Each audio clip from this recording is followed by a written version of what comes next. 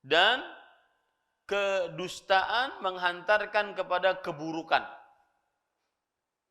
Wal fujuru yahdi ilan nar, dan keburukan menghantarkan kepada neraka. Ya.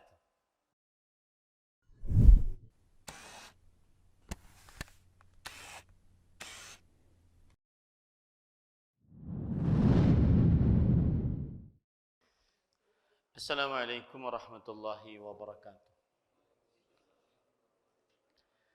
Bismillahirrahmanirrahim. Innal hamdalillah nahmaduhu wa nasta'inuhu wa nastaghfiruh wa na'udzu billahi min shururi anfusina wa sayyiati a'malina. Man yahdihillahu fala mudilla lahu wa man yudlil fala hadiya lahu. Wa asyhadu an la ilaha illallah wahdahu la syarika lahu wa asyhadu anna Muhammadan abduhu wa rasuluh. Ya ayyuhalladzina amanu taqullaha haqqa tuqatih wa la tamutunna illa wa antum muslimun. Ya ayyuhan nasu taqu rabbakumul ladzi khalaqakum min nafsin wahidah wa khalaqa minha zawjaha wa batha minhuma rijalan katsiran wa nisaa'a. Wattaqullaha alladzi tasaaluna bihi wal arham innallaha kana 'alaikum raqiba. Ya ayyuhalladzina amanu taqullaha wa qulu qawlan sadida yuslih lakum a'malakum wa yaghfir lakum dhunubakum wa man yuti'illaha wa rasulahu faqad faza fawzan 'azima. Amma ba'd, fa inna asdaqal hadits kitabullah wa ahsanal hadi hadi Muhammadin sallallahu alaihi wa ala alihi wasallam wa syarrul umuri muhdatsatuha wa kullu muhdatsatin bid'ah wa kullu bid'atin dhalalah wa kullu dhalalatin finnar. Alhamdulillah, kita bersyukur pada Allah Subhanahu wa taala pada hari ini, hari Jumat malam Sabtu, hari yang ketiga atau keempat dari bulan Dzulqa'dah 1443 Hijriah. Kita dimudahkan oleh Allah Subhanahu wa taala untuk duduk bersama mengkaji kembali kitab Al-Kabair yang ditulis oleh Al-Imam Az-Zahabi rahimahullahu taala. Salawat dan salam semoga selalu Allah berikan kepada Nabi kita Muhammad sallallahu alaihi wa ala alihi wasallam, pada keluarga beliau, para sahabat, serta orang-orang yang mengikuti beliau sampai hari kiamat kelak. Dengan nama-nama Allah yang husna dan sifat-sifat yang mulia, kita berdoa, Allahumma inna nas'aluka ilman nafi'an wa rizqan tayyiban wa amalan mutaqabbala. Allahumma amin. Ahibati fillah, afanillah wa iyyakum, kaum muslimin, jamaah Masjid As-Salam, kantor Samsat, Banjarmasin, Kalimantan Selatan, yang saya cintai karena Allah. Semoga Allah Subhanahu wa taala selalu memberikan afiat kepada kita di dunia dan di akhirat.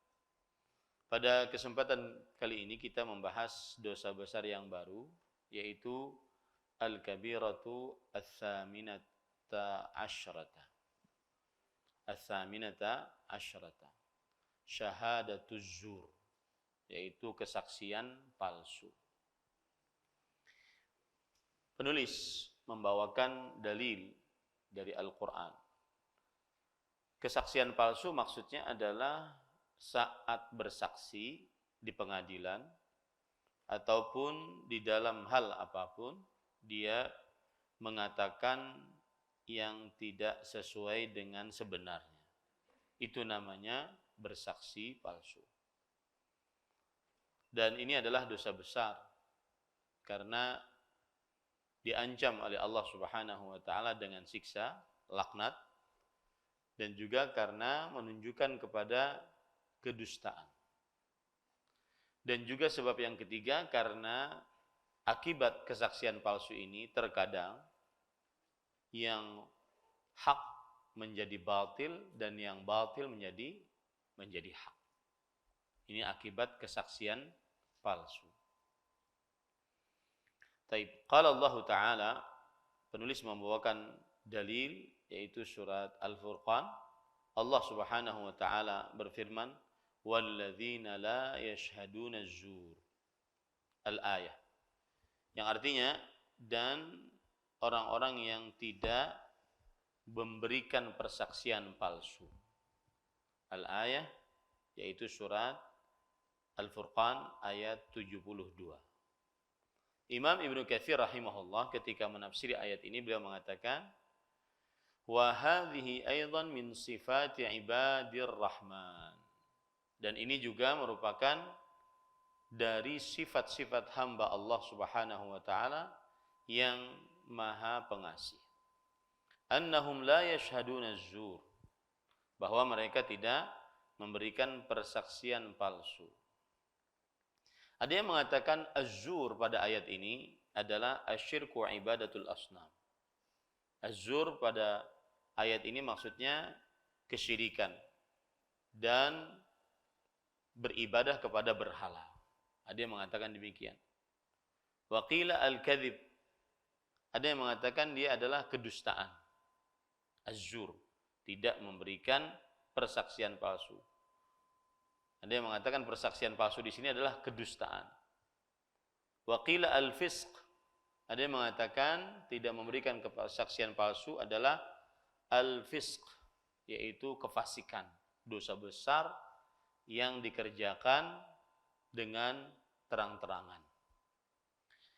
Ada yang mengatakan al-laghwu, yaitu perbuatan yang melalaikan. Orang-orang yang tidak memberikan hal-hal yang melalaikan. Ada yang mengatakan al-batil. Artinya orang-orang yang tidak melakukan perbuatan kebatilan. Jadi kalau kita baca surat Al-Furqan dari mulai ayat 63 sampai kepada ayat terakhir, di situ menyebutkan sifat-sifat hamba Allah.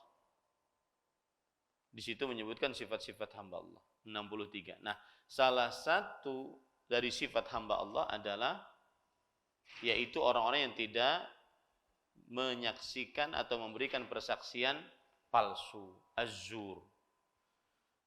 Az-zur di sini banyak penafsirannya oleh para ulama. Ada yang mengatakan tadi syirik-syirikan, beribadah kepada berhala.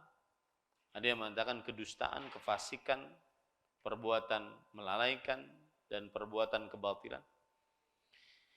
Wa qala Muhammad ibn al-Hanafiyah, dan Muhammad bin al-Hanafiyah. Siapa Muhammad bin al-Hanafiyah? Anaknya dari Ali bin Abi Thalib. Berarti cucunya Rasulullah SAW. Cuma dari selain istri Fatimah. Jadi Ali bin Abi Thalib radhiyallahu an, beliau sepeninggal Fatimah radhiyallahu anha meninggal, karena Fatimah meninggal 6 bulan setelah Rasulullah SAW. Lalu beliau menikah lagi dengan perempuan lain. Nah, keluarlah namanya ini Muhammad. Muhammad bin Al-Hanafiyah. Kenapa disebut dengan Al-Hanafiyah bukan Muhammad bin Ali? Karena istrinya berasal dari Al-Hanafiyah. Nah, Muhammad bin Al-Hanafiyah berarti seorang tabi'i. Beliau menafsiri kata az-zur di sini Allahu wal ghina. Itu hal-hal yang melalaikan dan nyanyian, musik. Makanya salah satu dalil yang digunakan untuk mengharamkan musik dan nyanyian adalah surat Al-Furqan ayat 72. Salah satu tafsirannya dari Muhammad bin Al-Hanafiyah, cucu Rasulullah sallallahu alaihi wasallam, menantu cucu Rasulullah sallallahu alaihi wasallam dari sisi Ali bin Abi Thalib radhiyallahu anhu. Allahu wal ghina. Atau bukan dikatakan cucu tetapi keluarga. Kalau cucu kan berarti cuma Al-Hasan dan Al-Husain. Karena Ali bin Abi Thalib menikah dengan anak perempuan Rasulullah SAW. Sedangkan Ali bin Abi Thalib menikah dengan perempuan lain, kemudian keluarlah Muhammad bin Al-Hanafiyah. Bukan berarti cucu Rasulullah, tetapi tetap keluarga Rasulullah SAW. Karena Ali bin Abi Thalib adalah anak paman Rasulullah SAW. Taib. Kemudian para ikhwan yang dirahmati oleh Allah, penafsiran yang lain dari Az-Zur pada ayat ini, Al-Furqan ayat 72. Qala Abu al-Aliyah wa Tawusun wa Muhammad ibn Sirin wa Dhahhaq wa Rabi' ibn Anas wa ghairuhum hiya a'yadul musyrikin. Dan orang-orang yang tidak menghadiri Az-Zur. Az-Zur ditafsiri oleh Imam Abu al-Aliyah, seorang tabi'i, Tawus bin Kaisan, seorang tabi'i juga, Muhammad bin Sirin, seorang tabi'i juga, Ar-Rabi' bin Anas, seorang tabi'i juga, dan selain mereka, bahwa Az-Zur adalah hari raya orang musyrik. Nah, ini menunjukkan bahwa salah satu dalil diharamkannya kita ikut merayakan hari raya orang-orang musyrik adalah surat Al-Furqan ayat 72 dengan tafsiran dari para ulama salaf. Dengan tafsiran dari para ulama salaf. Kemudian para ikhwan yang dirahmati oleh Allah, ada lagi tafsiran yang lain. Jadi Az-Zur ini banyak tafsirannya. Amr bin Qais rahimahullah, seorang ulama terdahulu, mengatakan hiya majalisus su' wal khina. Orang-orang yang beriman, hamba-hamba Allah tidak menghadiri majlis-majlis su', majlis-majlis buruk dan penuh dengan kekhianatan. Ini sifat orang-orang beriman. Berarti di sini salah satu tafsiran dari Az-Zur, orang-orang yang tidak menghadiri majlis-majlis buruk. Apa itu majlis buruk? Macam-macam. Seperti penghinaan terhadap Allah, Rasulullah, Al-Quran, ataupun majlis yang di dalamnya terjadi kesyirikan, peramalan, dan seterusnya. Atau majlis-majlis yang terjadi di dalamnya kemaksiatan. Nah, kemudian qala Malik aniz Zuhri. Imam Malik rahimahullah, Imam Malik bin Anas, salah satu imam dari 4 imam yang terkenal, menyebutkan riwayat dari Imam Az-Zuhri. Az-Zuhri seorang tabi'i, Muslim bin Ubaidillah bin Ubaidillah bin Syihab Az-Zuhri. Beliau mengatakan Az-Zur di sini syurbul khamar, minum khamar. Orang-orang beriman tidak menghadiri majlis yang di dalamnya ada khamar. La yuhdirunahu wa la yarghabuna fihi. La yahdurunahu wa la yarghabuna fihi. Mereka tidak menghadirinya dan tidak ingin duduk di dalam sebuah meja makan atau perkumpulan yang di dalamnya ada khamar. Kemudian Imam Ibnu Katsir menyebutkan di dalam hadis, "Man kana yu'minu billahi wal yawmil akhir, fala yajlis 'ala ma'idatin yudaru 'alaiha al-khamr." Siapa yang beriman kepada Allah dan hari akhir, tidak boleh dia duduk di dalam meja makan yang di situ diputar khamar. Yang di situ diputar khamar. Nah, ini kita harus tegas pada diri kita sendiri. Tidak boleh sungkan dalam hal ini. Kalau sungkan itu berarti malu yang tidak pada tempatnya. Kemudian Imam Ibnu Katsir rahimahullah juga mengatakan, wa qila al-muradu biqaulihi ta'ala la yashhaduna az-zur, dan ada yang mengatakan bahwa makna dari firman Allah Subhanahu wa taala, orang-orang yang tidak memberikan persaksian palsu, maksudnya adalah syahadatuz zur. Nah, ini yang sesuai dengan tema kita, yaitu bersaksi palsu, menjadi saksi dengan memberikan kesaksian palsu. Apa itu kesaksian palsu? Wahiyal kadzibu muta'ammidan ala ghairi. Kesaksian palsu maksudnya adalah berdusta dengan sengaja untuk mencelakakan orang lain. Itu namanya az-zur. Al-kadzibu muta'ammidan ala ghairi, berdusta dengan sengaja untuk mencelakakan orang lain. Sebagaimana disebutkan dalam hadis riwayat Bukhari dan Muslim dari Abu Bakar radhiyallahu an, Rasulullah sallallahu alaihi wa alihi wasallam bersabda, Ala unabbi'ukum bi akbaril kabair. Thalathan. Ketahuilah, maukah kalian aku beritahukan kepada kalian tentang dosa paling besar? Beliau mengulang-ulang itu 3 kali. Maukah aku beritahukan kalian tentang dosa paling besar, tentang dosa paling besar, dan seterusnya. Kemudian para sahabat berkata, qulna bala ya Rasulullah. Iya, tentu wahai Rasulullah, kami mau. Apa itu dosa paling besar? Rasulullah SAW menjawab, asyirku billah wa uququl walidain. Mensyirikkan Allah dan durhaka kepada kedua orang tua. Saat Rasulullah SAW bersabda seperti itu, beliau sedang bersandar gitu. Seperti ini. Wa kana muttaki'an ala fajalas. Ketika bersandar seperti ini, beliau kemudian duduk. Ini menunjukkan bahwa apa yang akan disampaikan penting. Lalu setelah itu beliau bersabda, ala wa qauluz zur, ala wa syahadatuz zur, ala wa qauluz zur wa syahadatuz zur, fama yazala yukarriruha hatta qulna la tawsat. Kemudian beliau mengucapkan, ketahuilah, dosa paling besar yang ketiga adalah ucapan zur, palsu, persaksian palsu. Ketahuilah, ucapan palsu, persaksian palsu. Terus beliau ulang-ulang. Sampai para sahabat mengatakan, sudah cukup, sudah cukup. Terus beliau ulang-ulang. Ini menunjukkan pentingnya dan tercelanya persaksian palsu.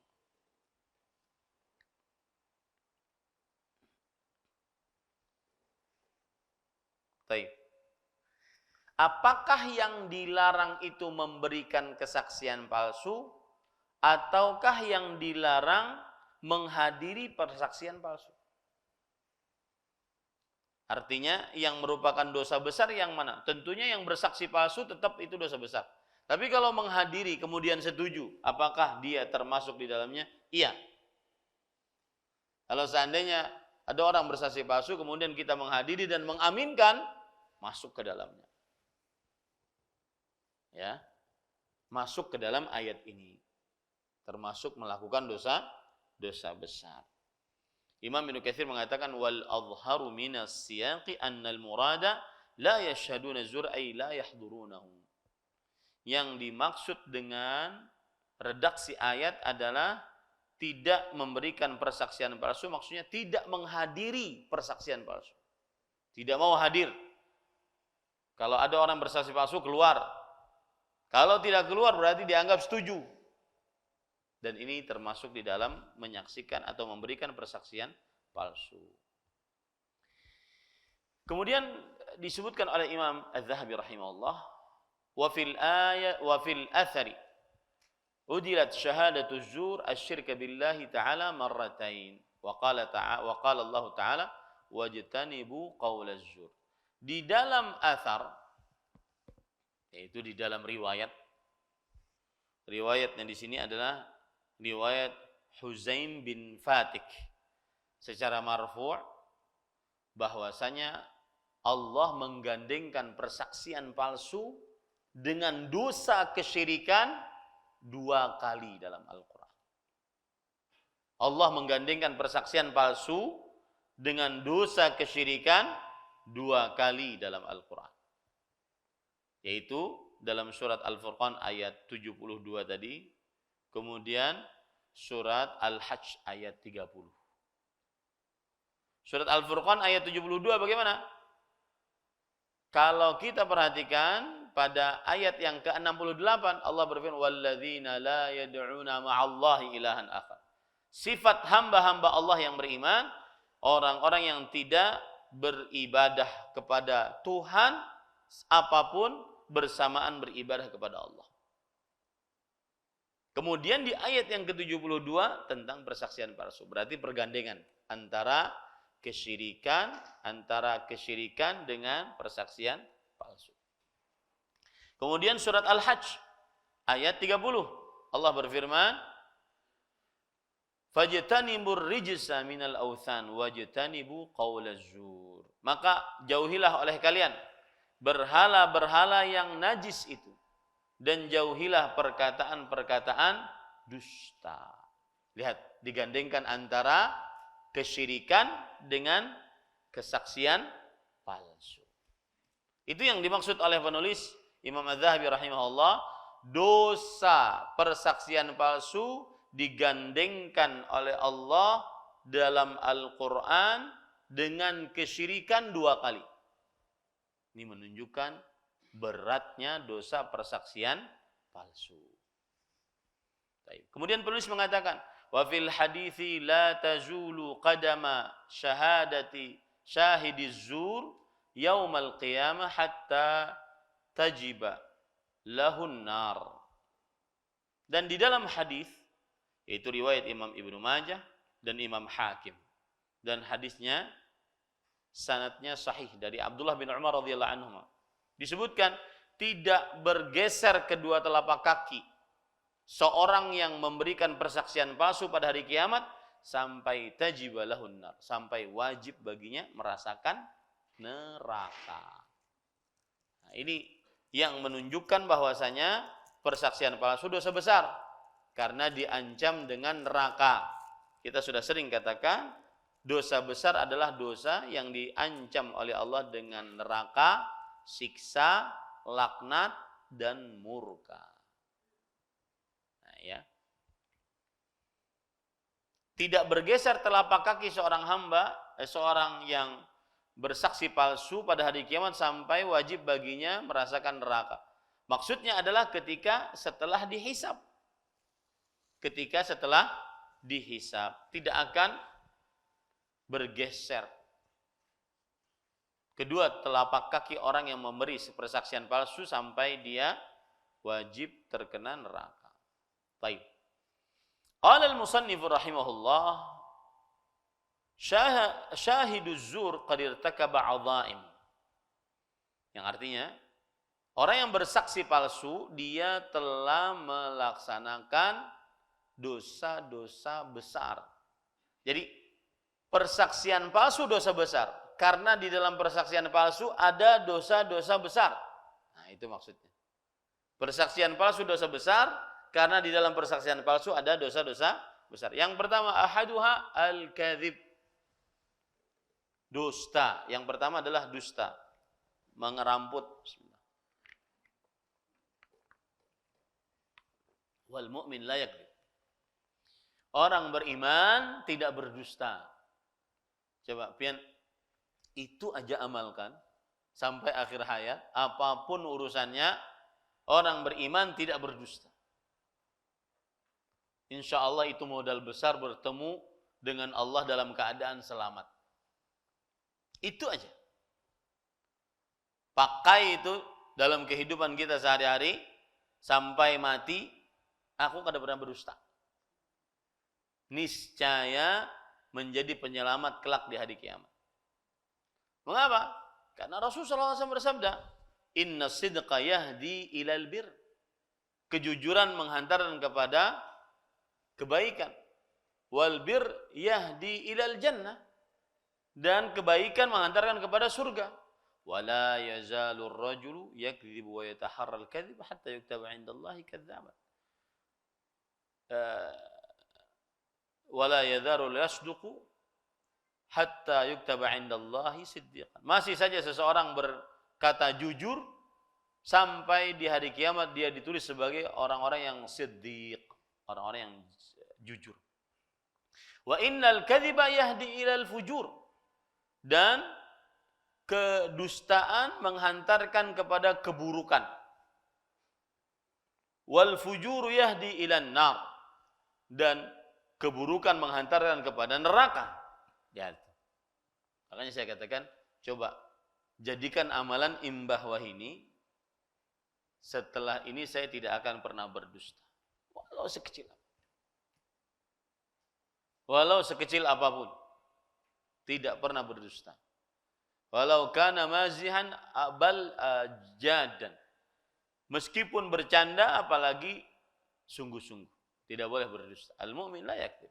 Orang beriman tidak berdusta. Ini dosa besar pertama yang ada di dalam persaksian palsu, dusta. wal iftira, mengada-ngada. Qala Allah Ta'ala, "Inna Allah la yahdi man huwa musrifun kadzdzab." Allah berfirman, sesungguhnya Allah tidak memberi petunjuk kepada orang yang terlalu berlebih-lebihan dan kadzdzab. Terlalu berlebih-lebihan dan kadzdzab. Itu disebutkan oleh Allah dalam surat Ghafir, surah Al-Mu'min ayat 28. Kalau sudah tidak diberi petunjuk oleh Allah, dia pasti celaka. Makanya saya katakan, coba setelah malam ini, apapun akibatnya, aku kada pernah berdusta. Apapun. Misalkan akibat jujur nih, gara-gara jujur kemudian di PHK, biar. Gara-gara jujur kemudian diancam orang, biar. Gara-gara jujur macam-macam. Maka pada saat itu, jadikan itu amalan. Di saat seseorang tidak peduli tentang mana yang halal, mana yang haram di zaman sekarang. Yang penting sampai ke rekening saya, yang penting sampai ke dompet saya. Ya, hati-hati. Wa fil hadis yutba'ul mu'min ala kulli syai' laisal khiyanah wal kadhib. Yang artinya disebutkan dalam hadis yang dimaksud ini adalah hadis yang sahih. Orang beriman bisa menyesuaikan terhadap segala sifat kecuali khianat, berkhianat dan dusta. Orang beriman bisa menyesuaikan segala sifat kecuali berkhianat dan dusta.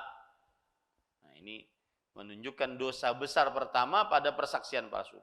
Wa tsaniha innahu dzulmul ladzi syahida alaihi hatta ukhidha bi syahadatihi maluhu wa 'irduhu wa ruhuhu. Dengan persaksian palsu dia telah berbuat zalim atas persaksiannya tersebut.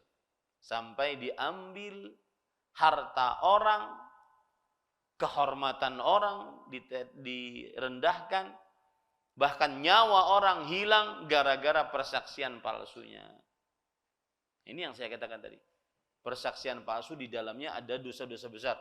Dusta, kemudian membuat orang terzalimi, yang hak menjadi batil, yang batil menjadi hak gara-gara persaksian palsu. Itu yang kedua, yang membuat persaksian palsu dosa besar. Yang pertama, di dalamnya ada dusta, yang kedua di dalamnya ada kezaliman. Wa thalithuha, dan yang ketiga, innahu zalama alladhi syahida lahu bi an saqa ilaihi al-mal al-haram.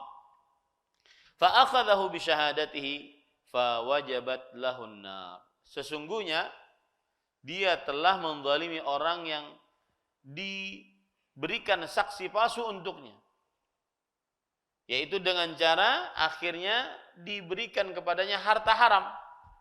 Dia mengambil harta haram tersebut dengan persaksian palsu tersebut. Maka wajib baginya mendapatkan nerakanya Allah SWT. Apa maksudnya? Begini, ada orang bersaksi palsu. Ada orang bersaksi palsu. Gara-gara persaksian palsu ini, maka yang ini mendapatkan harta orang lain dengan cara kebenaran, dengan cara keharaman. Berarti mengambil harta orang tanpa kebenaran. Gara-gara persaksian palsu. Nah, ini berarti nyuri. Jadi yang pertama dusta, yang kedua kezaliman, yang ketiga pencurian. Itu semua ada di dalam persaksian palsu. Gara-gara persaksian palsu orang ini di pengadilan tidak jujur, akhirnya harta orang tersebut diambil tanpa kebenaran. Dicuri tanpa kebenaran. Gara-gara persaksian palsu ini. Ini para ikhwan.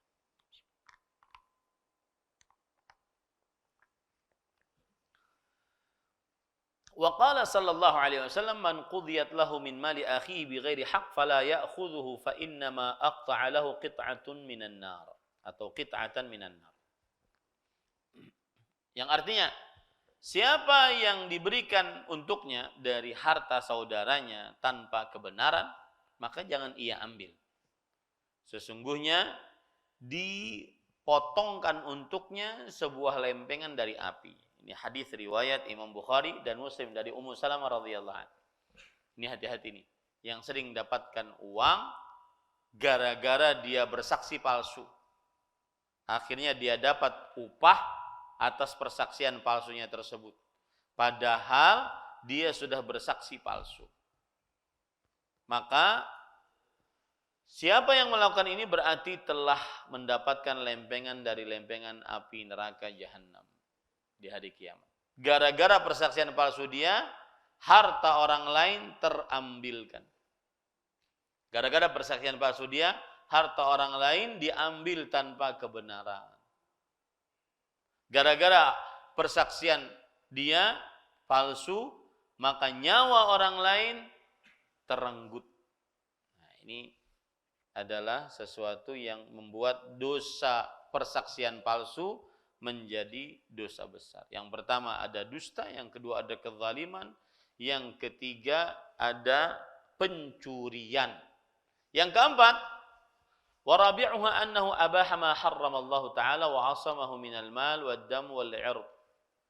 Yang artinya, dan yang keempat adalah orang yang bersaksi palsu berarti dia telah menghalalkan apa yang Allah haramkan. Apa yang Allah haramkan? Harta muslim. Muslim hartanya suci, nyawanya suci, tidak boleh hartanya diambil, nyawanya tidak boleh direnggut. Ya, kemudian kehormatannya. Nah, orang yang bersaksi palsu ini dia telah menghalalkan apa yang Allah haramkan. Maksudnya apa? Dia sudah menjadikan apa yang Allah sucikan kemudian dianggap tidak suci. Orang kalau masuk Islam, dia hartanya terjaga, tidak boleh diambil. Kalau satu kecil pun, nggak boleh. Kemudian kehormatannya, anak istrinya, anak perempuannya, tidak boleh dilecehkan. Kalau sudah masuk Islam. Yang keempat, yaitu nyawanya tidak boleh direnggut. Kalau seandainya dia masuk dalam agama Islam. Nah, orang yang bersaksi palsu, dia telah menghancurkan kesucian itu semua. Gara-gara kesaksian palsunya, maka mengambil harta orang tanpa kebenaran, merenggut nyawa orang tanpa kebenaran, merobek-robek kehormatan orang tanpa kebenaran. Gara-gara persaksian palsu. Ini yang keempat, yang menunjukkan bahwa dosa persaksian palsu di dalamnya terdapat adzaim, yaitu perbuatan-perbuatan yang buruk, dosa-dosa besar. Ada kedustaan, ada kezaliman, ada pencurian, kemudian ada penghalalan apa yang Allah sucikan. Ya, ada penghancuran dari apa yang Allah sucikan. Nah, qala Rasulullah sallallahu alaihi wasallam, ala unabbiukum bi akbaril kabair al-isyraku billah wa uququl walidain ala wa qauluz zur ala wa syahadatuz zur fama zala yukarrihu hatta qulna laitahu sak. Rawahul Bukhari. Ini tadi sudah kita bahas. Termasuk dalil bahwa persaksian palsu adalah dosa besar.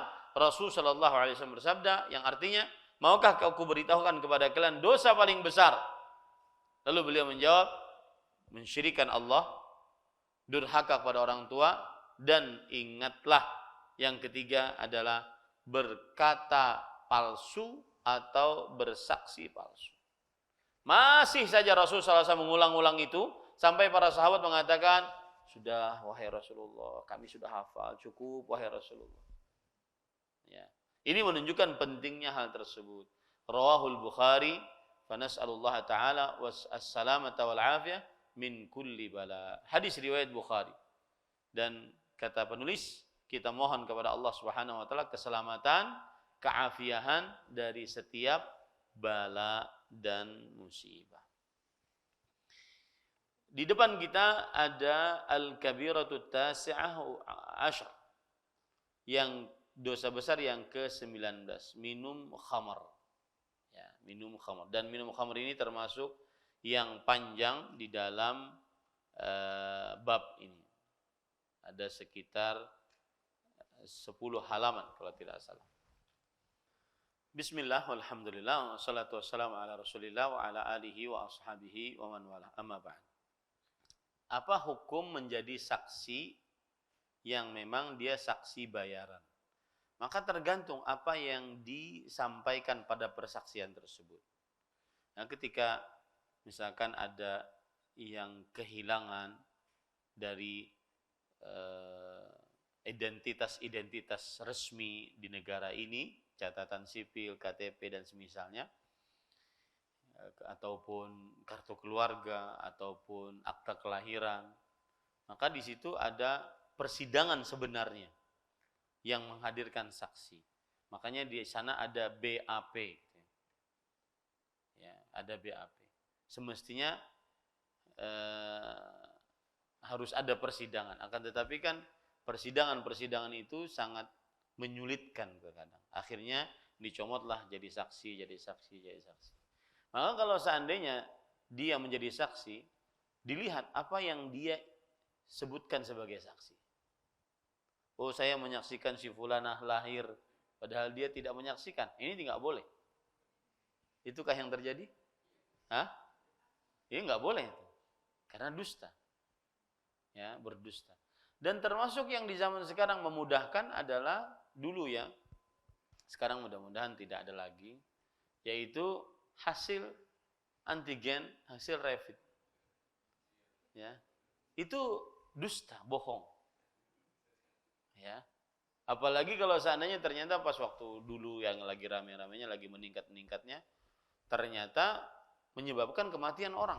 Wah, bisa termasuk daripada dosa membunuh karena dia bermudah-mudah. Nah, maka tidak boleh bermudah-mudah. Memang tadi yang saya katakan tadi sulit, ya.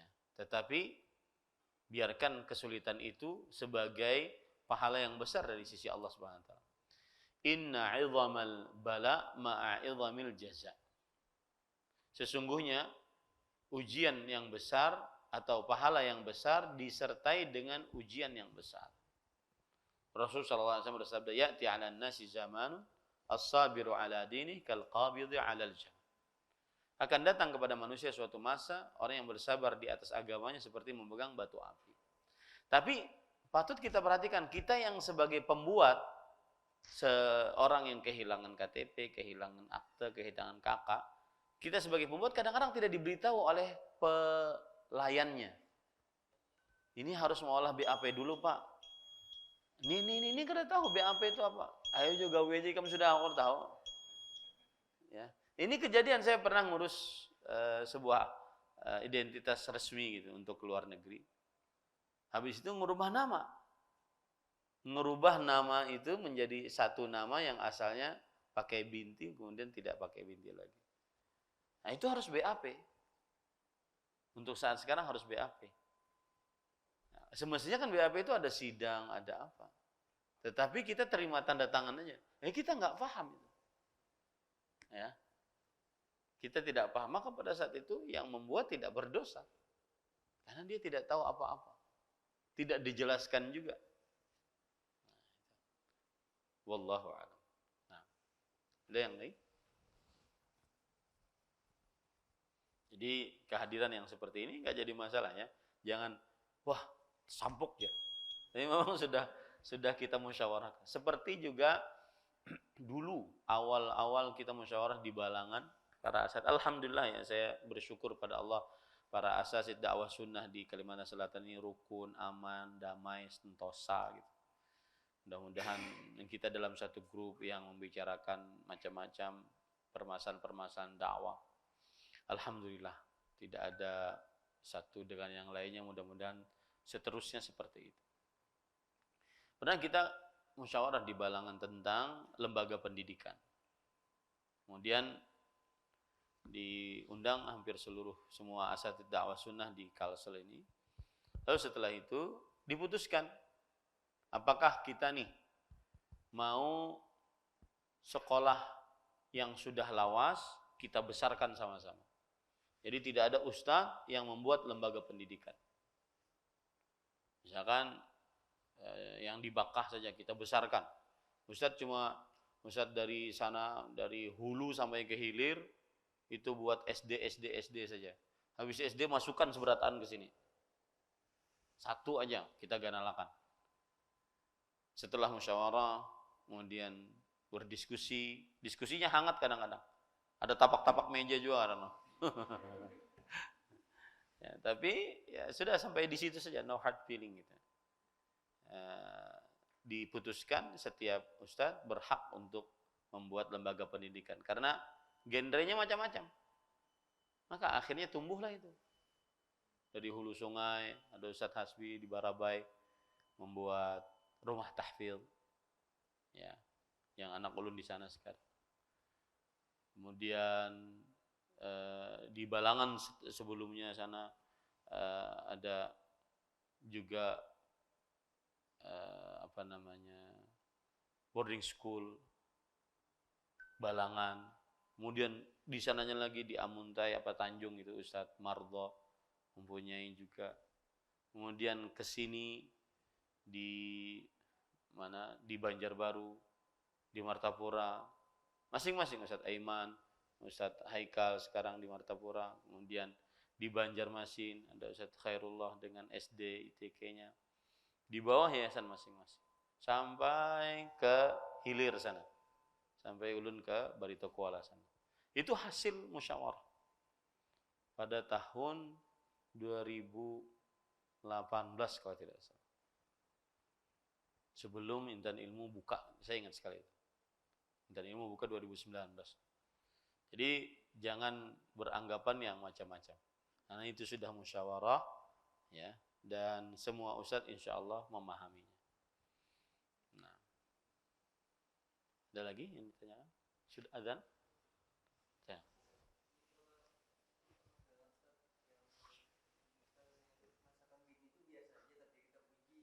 Ya. Boleh kada? Ya.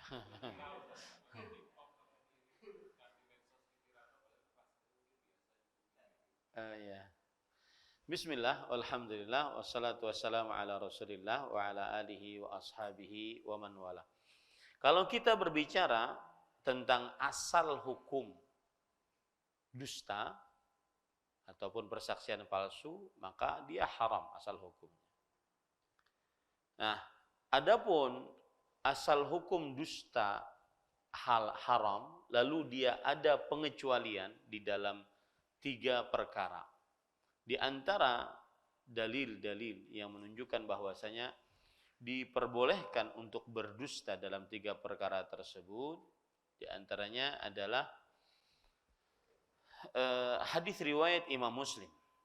Nabi Muhammad SAW bersabda, laisal kadzabu alladhi yasluhu bainan nas fayunmi khairan aw yaqulu khairan.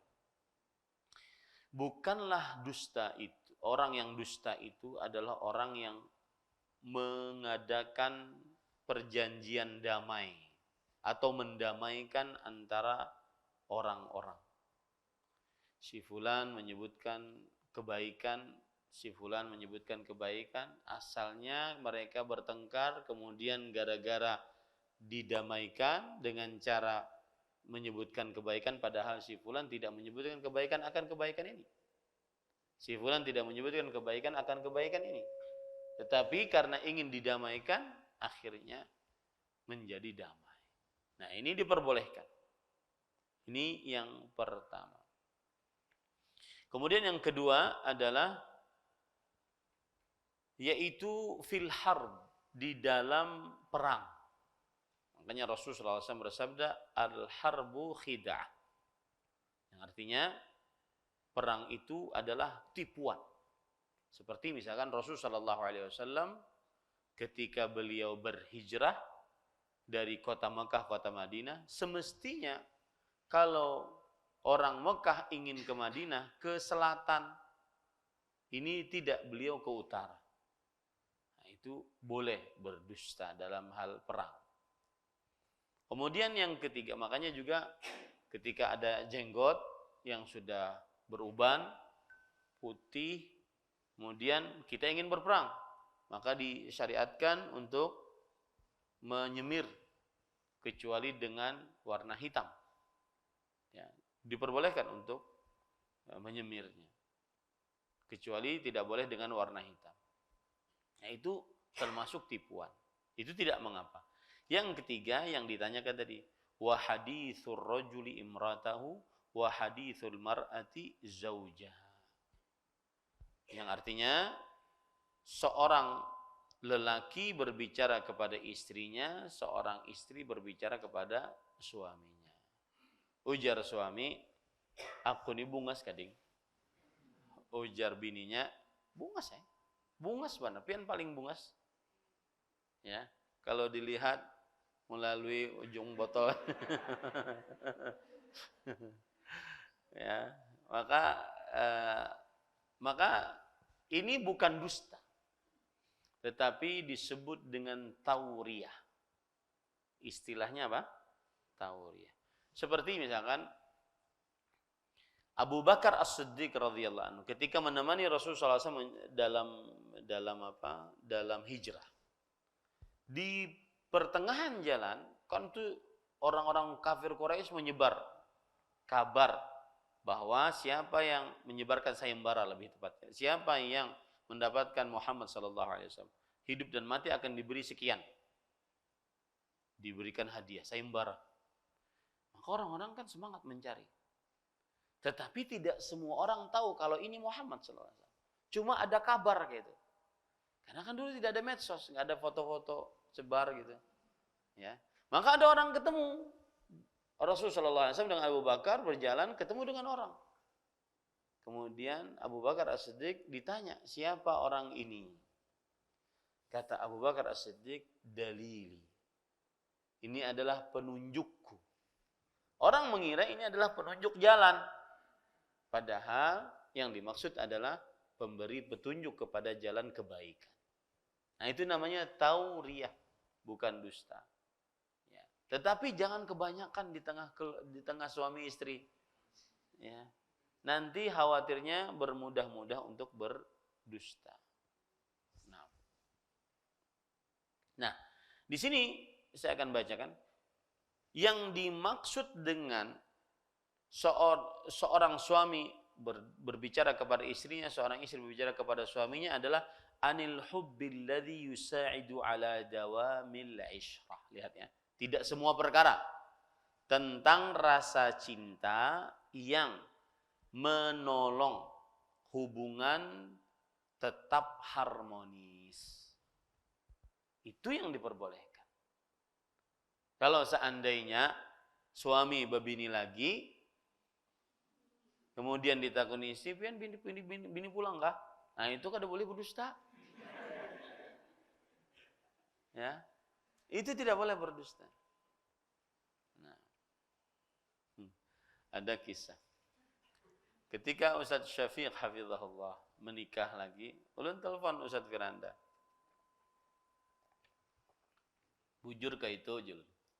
Bujur. Baik. Bujur jan, dapat orang sana juga. Oke, alhamdulillah jalan. Mbah tuh Ustadz Firanda berpesan lawan ulun. Awas, antum jangan macam-macam ya. Jadi ulun diancam kada boleh poligami. Baik. Yang wani aja, yang ada wani kada usah. Kita ini kada wani lah. Baik. Kemudian para ikhwan yang dirahmati oleh Allah Subhanahu wa taala,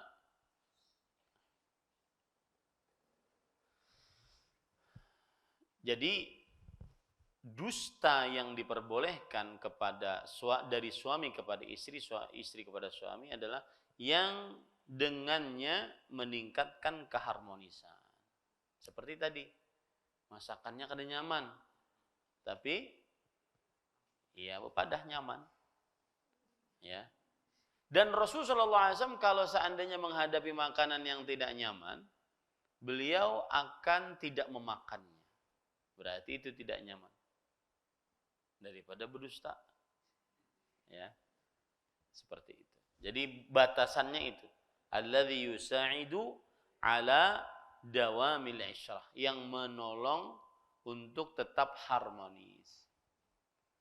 Dan saya sarankan yang berpoligami tidak boleh berdusta. Ya. Dan harus untuk sesuai dengan catatan sipil. Catatan sipil ini ngalih setai. Karena harus ada tanda tangan bini pertama binanya. Ya. Ya, harus ada barang, ada harga. Maulah nyaman terus. Ya, ada usaha harus. Jadi Ustaz Finanda saya tanya, apa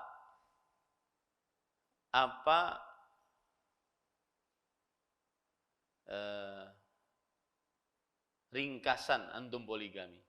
Beliau bercerita, hidup itu antara tawa dan tangis, din katanya. Itu ringkasan beliau. Pokoknya yang wani aja, yang kada wani sudah minggir, yang kada wani. Cukup sebuting aja gini. Wajah sampai ke puting. Ya, tuntung pandang jor orang Banjarnya. Taib, ini yang bisa kita sampaikan, apa yang baiknya dari Allah Subhanahu wa taala. Insyaallah dosa besar yang ke-19 kita mulai pada pekan yang akan datang, dan bulan yang akan datang kita membahas dari setiap Jumat malam. Kembali lagi kepada jadwal awal. Jumat malam insyaallah taala. Kita cukupkan dengan kafaratul majlis. Subhanakallahumma hamdik asyhadu an la ilaha illa anta astaghfiruka wa atubu ilaik. Wassalamualaikum warahmatullahi wabarakatuh. Terima kasih. Jazakumullah khairan wa barakallahu fikum. Video ini dibuat atas partisipasi dari donasi Anda. Semoga menjadi amal jariah bagi Anda semuanya.